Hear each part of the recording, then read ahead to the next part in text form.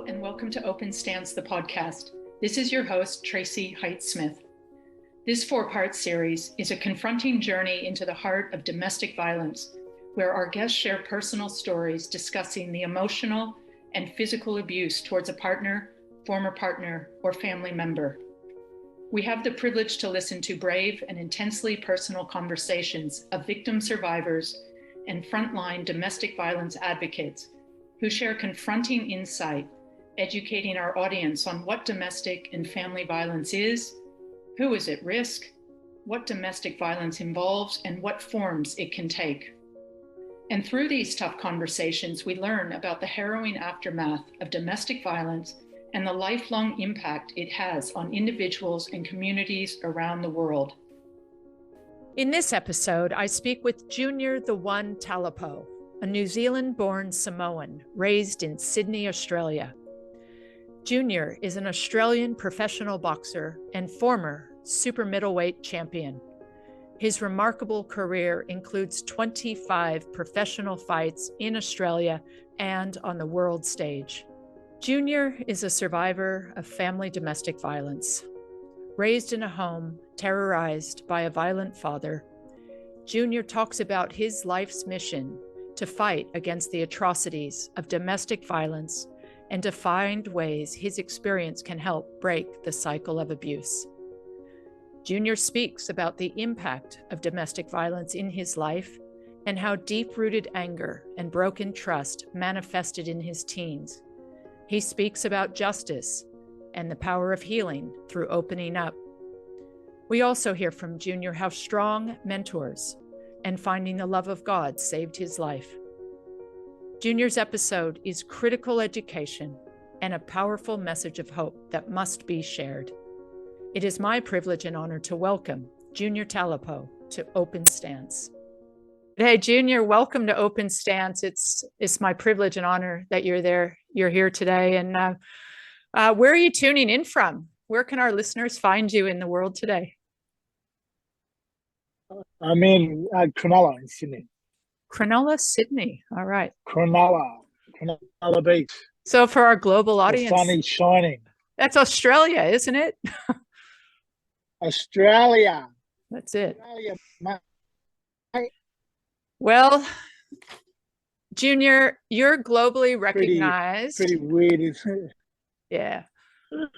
All right. So today we're talking to you. You're globally recognized as a professional boxer. You've had a remarkable career that spanned over 10 years, 25 professional fights, including Australian middleweight champion.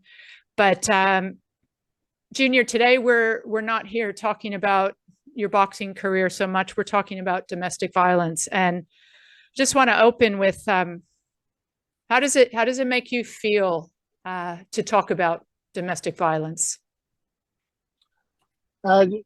Well, years ago, I wouldn't have had the courage to talk about it. I would have been too shy to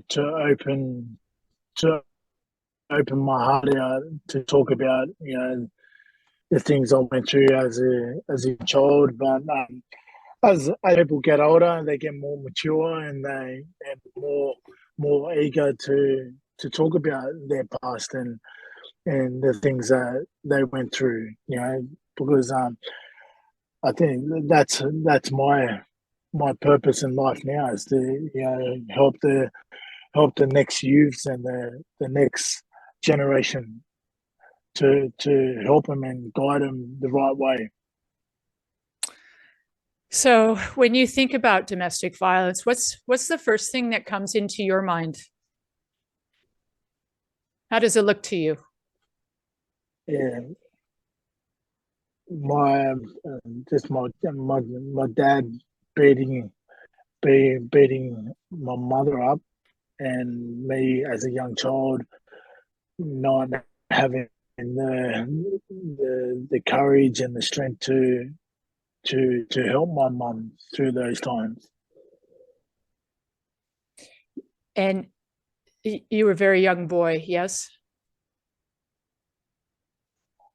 Yes, yes. By the time my father left, I was 8 years old. But yeah, before that, I was you know very young, and I felt like it was daily that I saw my dad beating up on my mother. So, so Junior, in your experience, uh, what are some of the ways that you can talk about how domestic violence has manifested in the later years in your life? Well, seeing my father beating up on my mother for for so many years and pretty much daily, I thought it was the norm to me. So when my father left, I did what he did, not to women but to other people. I thought this is what people did. This is how people reacted, and what I saw in my father, that's how I acted. So the violence passed on to you? Yes, yes. And how did that look for you as a teen?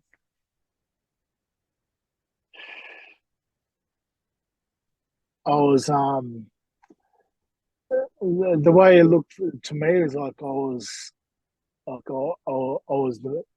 man. Like no one can beat me. I have to stand up to myself. I have to lead the pack.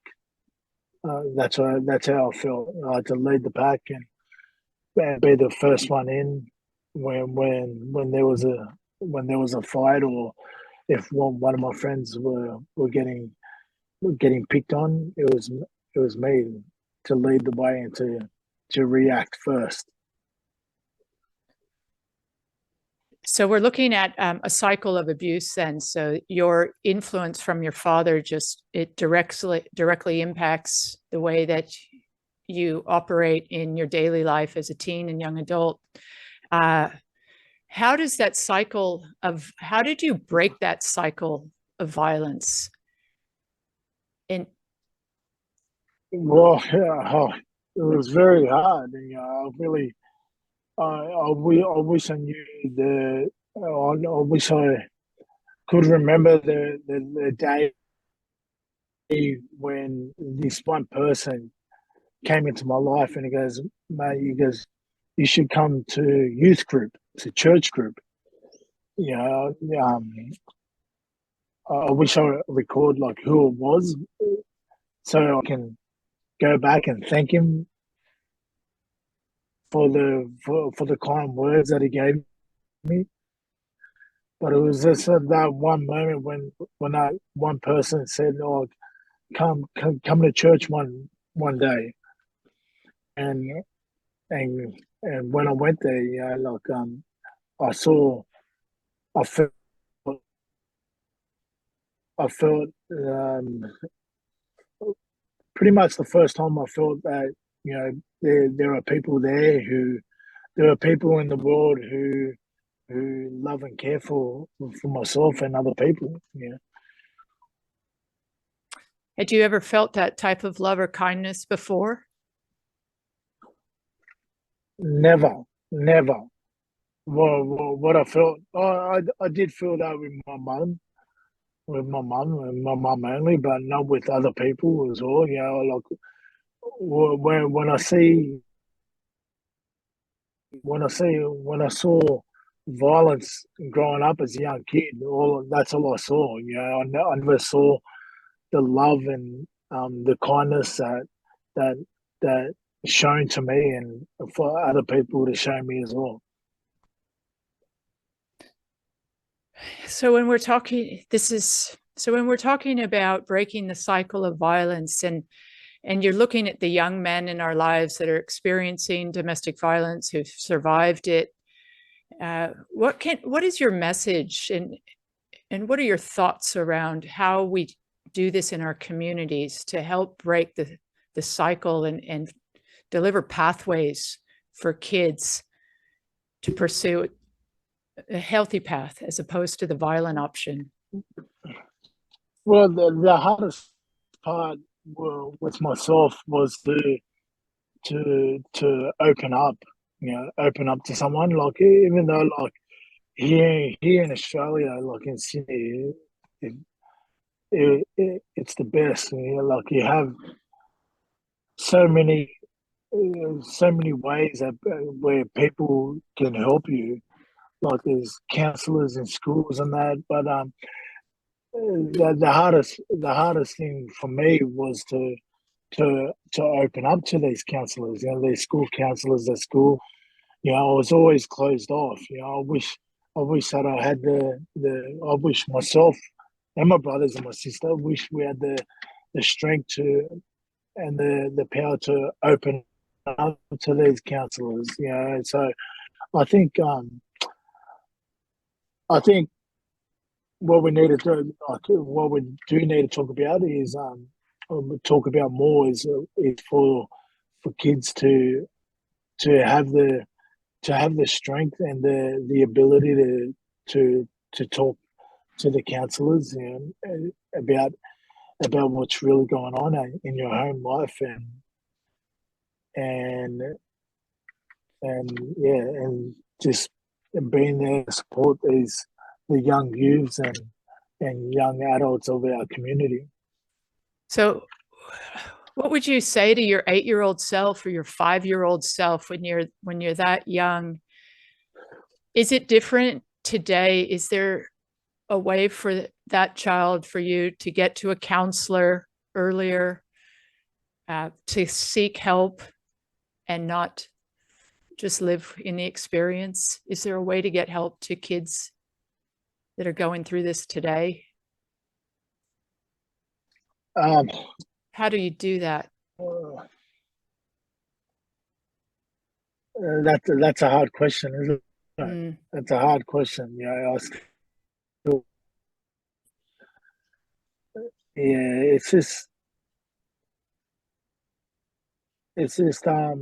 just having been there as sorry, Tracy. It's just I don't really I don't really know how to say it right. Yeah. Yeah. What about how to express myself in that way, Tracy? What about when we talk about mentors and role models in a young man's life specifically? How important is that, Junior, for you in your life and for young men today? Yeah, well, it's easy for me to talk about it now. Just having a mentor and having someone to be that helping hand. But being the young person I was shy and very closed off to the world. Like I wouldn't let anyone into my world, into what was happening in my home life. I wish I did. I wish I did. Things would have been different. Maybe my mom would have walked away earlier from my father. But it's so hard to have the courage to to to have that strength to talk to a counselor or talk talk to a mentor. But it's just I don't know. It's just having that resilience to finally opening up to someone. I think you just need um, you need you need mentors who you can trust. It's all about trust as well. These young kids, they don't really trust anyone because they've they've lost they've lost the ability to trust someone because of the home life of all the things they're going through in their home life and um, it's just having a trusting mentor in someone's life who who who can guide them and who've been through maybe what these young kids have gone through. So how important is it then for our coaches and our teachers and our mentors? How important is it for us as a community to make sure those people are looking for signs of abuse? They're looking to understand a child that's going through difficult situations, to take that responsibility off the child and make it more the role model, the mentors, the coaches, so that we can reach those kids earlier and give them a pathway, give them some support they don't have. Yeah, very important. Yeah, I think it is very, very important to have that mentor and to have him to have him to guide them the right way, to know what these kids are going through, and to not just that, to know what they love, what kids love. Like I was a sporty kid back in the day, so I did have a few first grade football players, who guided me the right way, like that. To know to know the things I liked, and coaches as well, coaches, managers. They help me in the way, and like they help me in just by loving me at training and going to camps, going a weekend away with me, going to McDonald's for me. How about conversation, Junior? We talk about Just having tough conversations, talking about the real stuff. How important is that between teammates, between coaches? You come from a sporting background. What do you feel that component is for the guys having these conversations in order to allow you a space to open up and to talk about these things? Yeah, huge, huge. Like especially the young sports people now, these young teens who have these anger issues. It's good to have mentors surrounding them who've been through tough times in their past. To help and guide them through and help them open up and talk about things that they're struggling with. Because the big culture here in Australia and the sporting culture is alcohol and drugs and all this. And it's great to have mentors who have been through stupid things in their lives as teens. Who've been through drug problems, alcohol problems. It helps young kids, to look up to these to the older mentors who have been through that, and help them, guide them, and talk to them about their past as well. Because that that's a big thing for me when I was younger. To look up these to look up to these speakers who who are willing to talk about their past and their alcohol problems and drug problems.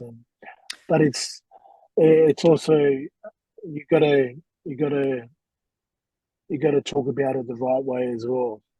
So would that be something that we could do moving forward in a way to break the cycle of abuse and to get better support, is to incorporate that type of program within our sporting programs, a survivor-led initiative, so your mentors, your role models actually have lived experience in these different areas, whether domestic violence or alcohol and drug addiction, that type of thing, and make it a real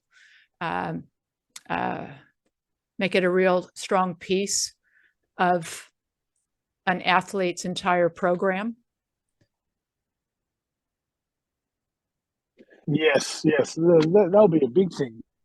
Because um, if we can get the kids to open up, and then maybe we can help guide their parents as well. Start slowly guide their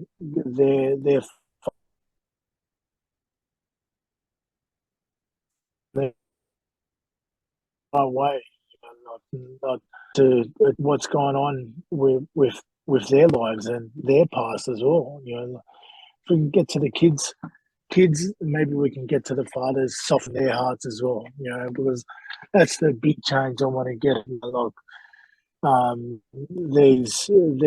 these grown adults, who who who think it's okay, to abuse women and to do these wrong things. But like maybe we can have something to to help guide them as well. So what would But what, it's do a you have progress.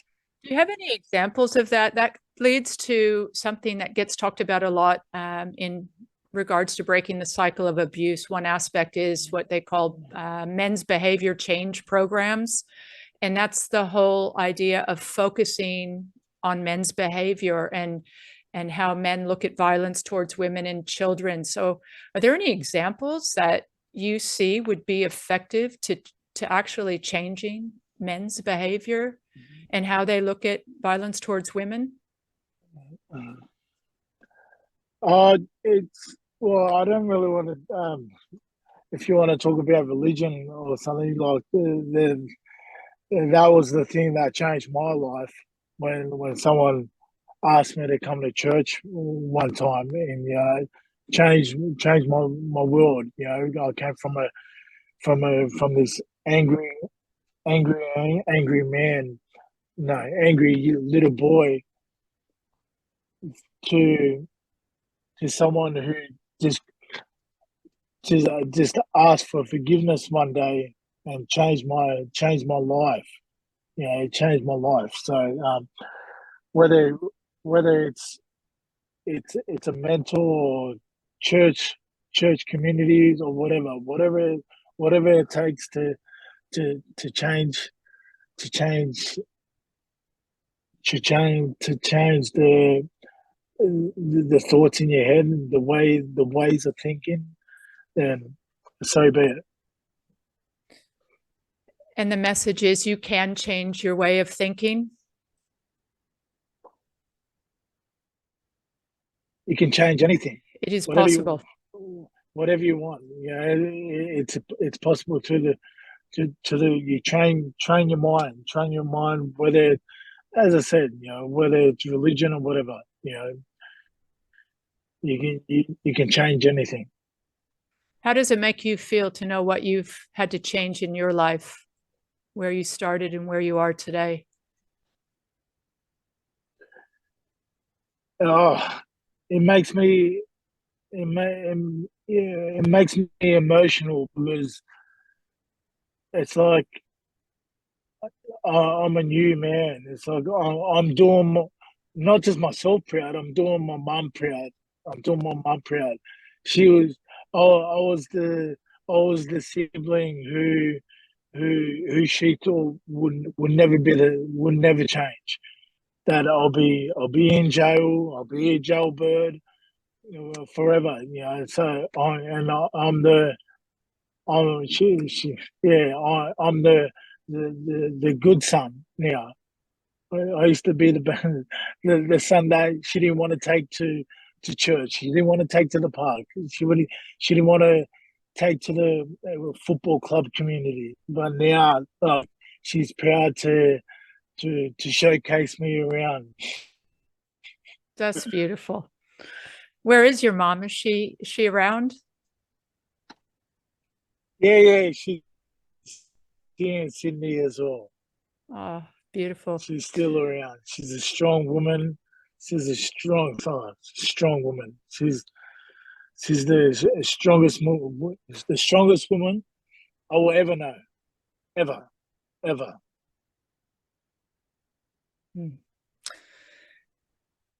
Junior, we talk about justice, and when you look at domestic violence and the life that you grew up in, justice looks like many things to different people. What has justice looked like in your life? Has it been the same? Has it changed? What does it look like today? Well, justice to me is when I was 10 years old. That was the last time I saw my father for until 4 years ago. So 24 years it took for me to come face to face with a man who I was fearful for for so many years in my young life. Before I was 8 years old, and then he left. So justice to me is looking at the man who I feared and say, like, let's go. You've got nothing on me. You've got nothing on me. And that's justice to me. Because it was like practically like I learned how to fight so I can finally redeem myself, to finally stick up for my mother. And I came face to face with the man I feared for so long. That's justice to me. Going face to face with pretty much my enemy. So from a kid being fearful of this man to a kid to a man, his own son, being fearful, now being fearless of him. And what happened when you saw him after all this time? What happened? It was like I saw just a scared old man. For 24 years, I was waiting for this day, waiting for this moment. But I saw this scared old man. Uh, my old self, I would have, I would have killed him, 100%. I would have killed him if it was the old me. I would have killed him for all the for all the shit that he did to my mother, for what he did to our family, for who I am today as well. 100%, 100%. I was fearless. I was fearless in my teen years. Fearless. If I even saw him back then, I would have done the same. I would have killed him. I would have killed him. But for the grace of God, I was 18, 19. I gave my life to God at that age, and if it wasn't for my choice back then, 4 years ago, I would have killed him for all the wrongs that he did. What and so what does justice look like for you today?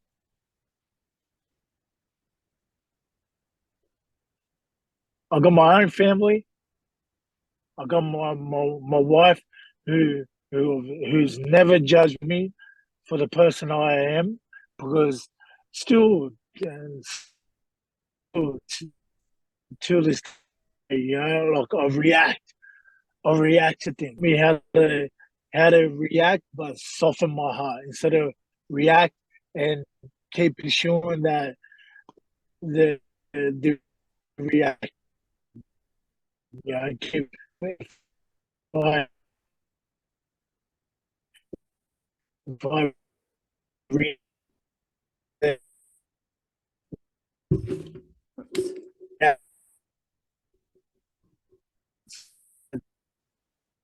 oh yeah,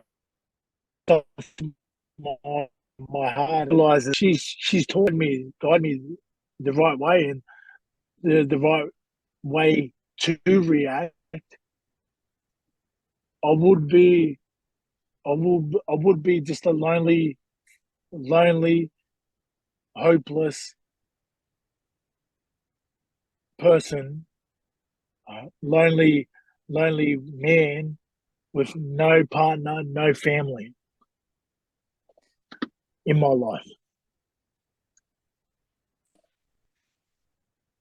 So how important is it for us to have the conversations around recovery and healing and self-care, especially from the perspective of men, Junior, so that you can go on and have a fulfilling, full life? And what does recovery and healing look like to you? And how do you manage the tough days when things come up? Recovery and healing is a huge thing for me. Yeah, and having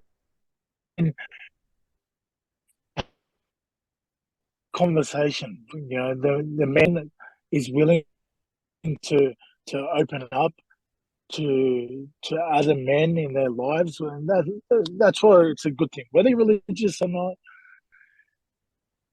To have that mentor or a church leader to help to talk to help and guide you the right way and how to react and how to move forward in your life, and in the things that you're going through. So it's important then to give people resources or mechanisms, or to introduce them to different ways to manage their pain, their coping mechanisms. You've talked about addictions, alcohol, drugs. Those are very obvious coping mechanisms that we fall back on. But how important now is that education to teach by example the healthy coping mechanisms that are available? Very important, very important. Like if we can do it for the kids at a young age, to help them talk about their home life and what they're going through, because these kids, these athletes who are getting in trouble, they're getting in trouble for a reason, because they haven't healed their past. I mean, they haven't healed on what they went through or what they're going through. They haven't spoken about it. Once a person can open up to somebody, that's when the healing starts, and that's when they can make that change. If I didn't make that change, I would still be I would have been in jail 100% if I didn't make that change. So important to have the tough conversations. Yes, it is. Which is what we're doing right now. Well, Junior. Yeah, you're doing an awesome job, Tracy. It's been a really awesome, educational and informative conversation with you. What message, Junior, do you want to leave with our audience today? I just want to say, this is whatever you're going through in life, find a trusting person that you can talk to and they can open up to, and maybe they, once you open up to them, maybe you guys can heal together. Maybe that person needs that help and needs that reassurance as well. So open up to one person is just a chain reaction. That's a great message. Junior, thank you for being here today, and look forward to chatting to you again. Thank you so much. Thank you, Tracy, and thank you to everyone else as well. Awesome. Have a super day. See you soon. Thank you.